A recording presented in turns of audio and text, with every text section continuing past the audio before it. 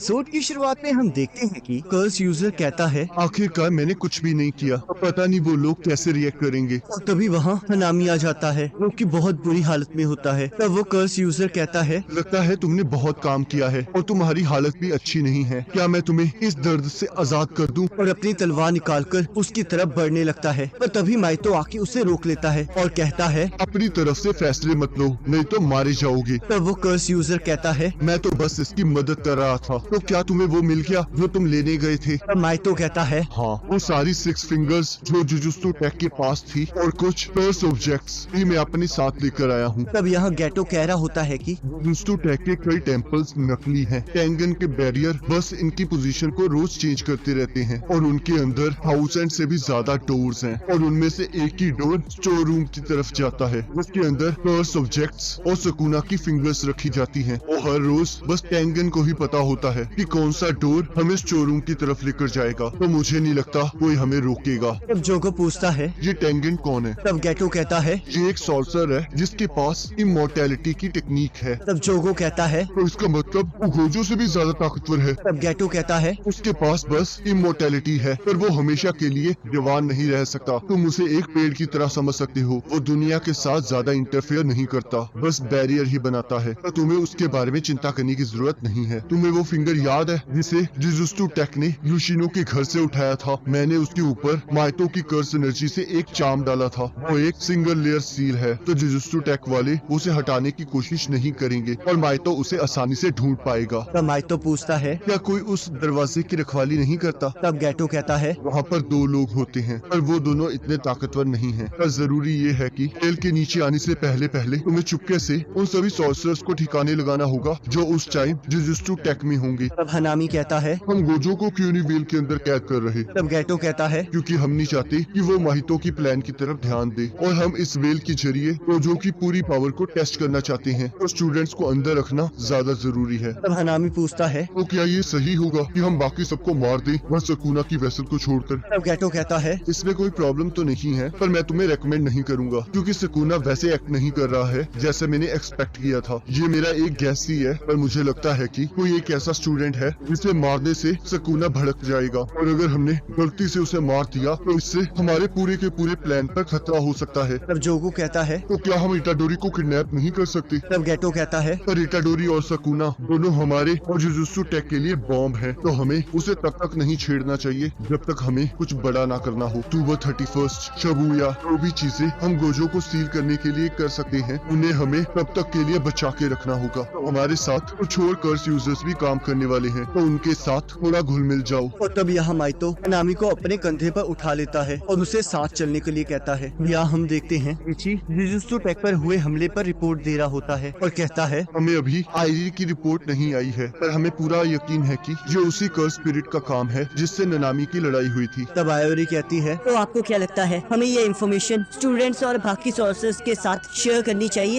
तब प्रिंसिपल गाकुगांजी और प्रिंसिपल मासामिची मना कर देते हैं। तब प्रिंसिपल मासामिची कहते हैं तो जिस कर्स यूजर को हमने पकड़ा था क्या उसने तुम्हें कुछ बताया? तब इजीची कहता है उससे बुलवाना इतना भी मुश्किल नहीं था पर उसने जो भी कहा वो बकवास था। पर हाँ, उसने ये क्लेम किया है कि इसलिए इस अटैक में शामिल हुआ क्योंकि उसने एक डील की थी। तब यहाँ जूजो कहता है मैं तो बस अपने लिए एक कोट बनाना चाहता था और उस मॉन्क ने मुझसे ये वादा किया था। मुझे नहीं पता उसका नाम क्या है और ना ही उसके जेंडर के बारे में कुछ पता है। वो तो बस एक बिगड़ा हुआ बच्चा है जिसके व्हाइट हेयर है और बॉब कट है। तब मई कहती है तो तुम्हें इससे कुछ याद आ रहा है? तब गोजो कहता है नहीं, इस बंदे की बातें तो मुझे बकवास ही लग रही हैं। क्या हमारे पास कोई ऐसा नहीं है जो इससे कुछ बुलवा सके? तब आयोरी पूछती है और आखिरकार ये कर्स स्पिरिट और आउटसाइडर्स टेंगन बैरियर के अंदर कैसे आए? तब गोजो कहता है ये पक्का उसी स्पेशल ग्रेड कर्स स्पिरिट का काम है जिसके साथ स्टूडेंट्स लड़ रहे थे। उस कर्स स्पिरिट की अलग ही प्रेजेंस थी जो एक नेचुरल स्पिरिट की तरह लग रहा था और टोरो के हिसाब से वो खुद को प्लांट्स के अंदर छुपा सकता था और टेंगन के बैरियर्स प्लांट्स के ऊपर काम नहीं करते। और अगर तुम्हें याद हो तो टेंगन के बैरियर्स सिर्फ चीजों को छुपाते हैं, उनको बचाते नहीं। तो अगर एक बार कोई अंदर आ जाए तब ये बहुत वीक हैं। तब गोजो सोचता है क्या ये कर्स स्पिरिट्स इसलिए चिंता में है क्योंकि इटाडोरी की ताकत बढ़ रही है या फिर ये खुद सुकुना की फिंगर से अपनी ताकत बढ़ाना चाहते हैं? यहाँ कुछ तो गलत हो रहा है। तब प्रिंसिपल मासामिची कहते हैं लगता है अब हमें एक्सचेंज इवेंट कैंसिल करना होगा। तब गोजो कहता है 1 मिनट रुको, ये डिसीजन नहीं हम ले सकते। तब यहाँ नोबारा कहती है तो आखिरकार तुम उस गुरीरा जैसे टोलो के साथ दोस्ती कैसे कर पाए? तब इटाडोरी कहता है। मुझे वैसे तो ये सब कुछ याद तो है, पर मुझे लग रहा है शायद मैं उस टाइम कुछ सही फील नहीं कर रहा था। तब नोबारा कहती है। क्या तुमने पी रखी थी? तब इटाडोरी कहता है। क्या तुम्हें सच में लगता है कि मैं उस सिचुएशन में पी सकता हूँ? पर चलो उसे छोड़ो। मुझे इस बात की खुशी है कि फुशिगुरो तुम्हें ज्यादा चोटें नहीं लगी थी और अब तो तुम पिज्जा भी खा सकते हो। तब फुशिगुरो कहता है। मैं इसलिए बच पाया क्योंकि मेरी सारी कर्स एनर्जी खत्म हो गई थी और जैसे ही वो पौधा हटाया गया, आयरी मुझे बचाने में कामयाब रही। तब इटाडोरी कहता है। अच्छा, ये सब कुछ हुआ था? तब फुशिगुरो कहता है। इटाडोरी, तुम सच में काफी स्ट्रॉन्ग हो गए हो। पहले जब हमने कहा था कि जो हमने तय किया है वो सही है, मुझे अब भी वो सही लगता है, पर अगर इसे अलग तरीके से देखा जाए तो हम दोनों गलत भी हैं। तब इटाडोरी को कुछ भी समझ नहीं आ रहा होता। तब नोबारा कहती है। कुछ चीजों के आंसर नहीं मिलते हैं, इतना मत सोचो, नहीं तो तुम गंजे हो जाओगे। तब फुशिगुरो कहता है। सही कहा, इसका कोई जवाब नहीं है। तुम या तो इसे एक्सेप्ट कर सकते हो या नहीं, पर हम कुछ ऐसा एक्सेप्ट क्यों करें जो हम नहीं चाहते हैं? सिर्फ वीक सोर्सेस ही ये करते हैं। तो मैंने डिसाइड कर लिया है, मैं तुमसे ज्यादा ताकतवर बनूंगा। तब इटाडोरी कहता है। सही कहा। तब टोडो कहता है। तो ये है मेरे बेस्ट फ्रेंड्स के फ्रेंड्स। तब इटाडोरी वहाँ से भागना शुरू कर देता है और टोडो उसका पीछा करने लगता है और इटाडोरी कहता है। तो मेरा पीछा क्यों नहीं छोड़ सकते? मैं उस टाइम कुछ ज्यादा सोच नहीं पा रहा था। तब टोडो कहता है। ये तुम क्या कह रहे हो ब्रदर? हम तो मिडिल स्कूल से ब्रदर्स है ना। तब इटाडोरी कहता है। पर मैं तो तुम्हारे कभी मिडिल स्कूल गया ही नहीं। और यहाँ मीवा सोच रही होती है कि मैं हूँ यूजलेस मीवा, पर मुझे फिर भी नहीं लगता कि मैं यूजलेस हूँ। पर ये बात तो सच है कि जब यहाँ हमला हुआ मैं आराम से सो रही थी और पता नहीं मेरी स्वॉर्ड भी किसी ने तोड़, क्या पता वो माई की बिग सिस्टर हो। पर ये छोड़ो, हमें तो लगा ये सब होने के बाद एक्सचेंज इवेंट कैंसिल हो चुका होगा, पर अब एक दिन की छुट्टी के बाद तो फिर हम आ गए हैं बेसबॉल खेलने। तब हमें एक दिन पहले का सीन दिखाया जाता है जहाँ गोजो कह रहा होता है कि तो क्या हुआ? थोड़ी सी तो लड़ाई हुई है और कुछ लोग ही तो मरे हैं। तो क्या तुम लोग एक्सचेंज इवेंट को कैंसिल करना चाहते हो? तब इटाडोरी कहता है। मुझे नहीं पता लग रहा कि मैं क्या कहूँ। तब टोडो कहता है। अगर मैं सच कहूँ तो एक्सचेंज इवेंट को कैंसिल नहीं होना चाहिए। तब गोजो उससे रीजंस पूछता है। तब टोडो कहता है। पहला, इन्हीं लोगों को रोने का हक है जो उन मरे हुए लोगों के साथ कनेक्टेड थे और हमारा वहाँ इंटरफेयर करना गलत बात है। और दूसरा, अगर लोग मरे हैं तो हमें और ज्यादा ताकतवर होना होगा। हमारा लड़ाई में हारना और जीतना, यही दो चीजें हैं जो हमें सक्सेसफुल बनाती हैं। तीसरा, जब किसी स्टूडेंट को लगता है कि वो अपना बेस्ट नहीं दे सकते तो ये डर उनके मरने तक उनके साथ रहता है। अब सभी लोग टोडो के साथ एग्री करते हैं। तब माकी कहती है। तो हम इंडिविजुअल बैटल्स के लिए कैसे पेयर करेंगे? तब गोजो कहता है। पर इस साल कोई इंडिविजुअल बैटल नहीं हो रही है। जिसे सुनकर सभी शॉक हो जाते हैं क्योंकि पांडा ने उन्हें बताया था। हर साल पहले टीम बैटल होती है, फिर इंडिविजुअल बैटल्स। तब गोजो कहता है। मुझे ये रूटीन बहुत बोरिंग लगता है, पर हर साल हम कंपटीशन मेथड्स को इस बॉक्स के अंदर डालते हैं और उनमें से एक निकालते हैं। तब इटाडोरी उसमें से एक पर्ची निकालता है जिसके ऊपर बेसबॉल लिखा होता है, जिसे देखकर दोनों प्रिंसिपल शॉक हो जाते हैं। और प्रिंसिपल गाकुगांजी कहते हैं। आखिरकार ये क्या हो रहा है? प्रिंसिपल मासामिची कहते हैं। मुझे नहीं पता, मुझे अच्छी तरह याद है मैंने इंडिविजुअल बैटल्स डाले थे।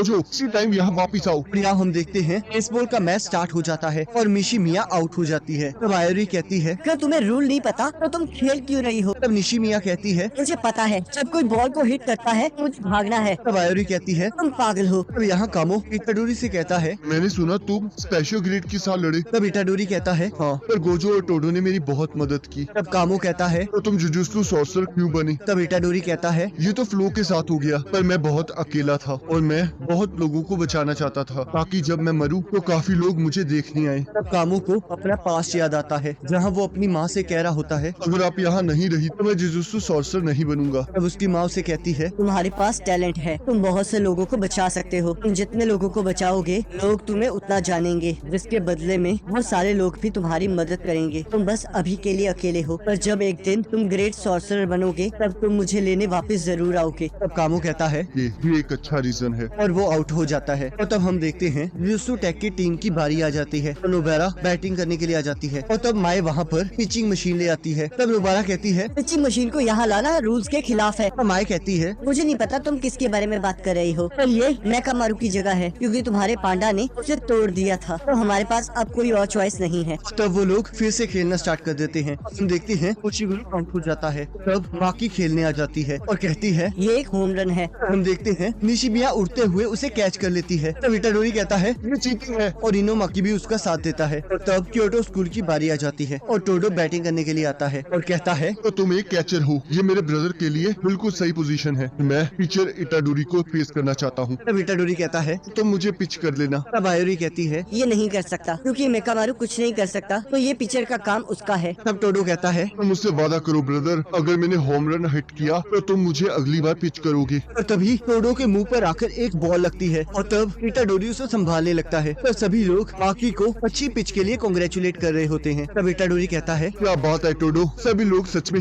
हेट करते हैं। और तब यहाँ प्रिंसिपल मासामिची कहते हैं, क्या तुम अभी भी इटाडोरी को हेट करते हो? तब प्रिंसिपल गाकुगांजी कहते हैं, इससे कोई फर्क नहीं पड़ता कि मैं उसे हेट करता हूँ या नहीं। यूजुत्सु लॉज के अकॉर्डिंग इटाडोरी को एग्जिस्ट नहीं करना चाहिए। वो तो बस गोजो के कारण अब तक जिंदा है। हमें किसी एक के लिए रूल्स को चेंज नहीं करना चाहिए, जबकि हमें पता है कि अगर इटाडोरी जिंदा रहा तो शायद बहुत लोग मरेंगे। तब प्रिंसिपल मासामिची कहते हैं, पर ऐसी भी कई सिचुएशंस आई हैं जिसमें उसने काफी लोगों की जानें बचाई हैं। जैसे कि अभी का ही केस ले लो, उसने टोडो के साथ मिलकर स्पेशल ग्रेड को डिफीट किया था। तो बात मैं अब कहने जा रहा हूँ वो अकेले हमारे स्टूडेंट्स पे अप्लाई नहीं होती। आने वाले टाइम में इन्हें बहुत सारे रिग्रेट्स होंगे। उन्हें लगेगा काश मैंने ये किया होता, काश हम ये करते, काश हमें कोई ये बताता। अगर मैं सच कहूँ तो मुझे नहीं पता कि इटाडोरी को लेकर क्या सही डिसीजन होगा। पर अभी के लिए चलो उस पर नजर रखें। और तब टोक्यो स्कूल की टीम फिर से बैटिंग पोजीशन पर आ जाती है और हम देखते हैं इटाडोरी होम रन मारता है, जिसे देखकर सभी लोग हैरान हो जाते हैं। और हम देखते हैं टोक्यो टीम जीत जाती है और गोजो हंसते हुए दोनों प्रिंसिपल के सामने से निकल जाता है। और प्रिंसिपल गाकुगांजी कहते हैं, मासामिची, पहले इस गोजो का कुछ करो।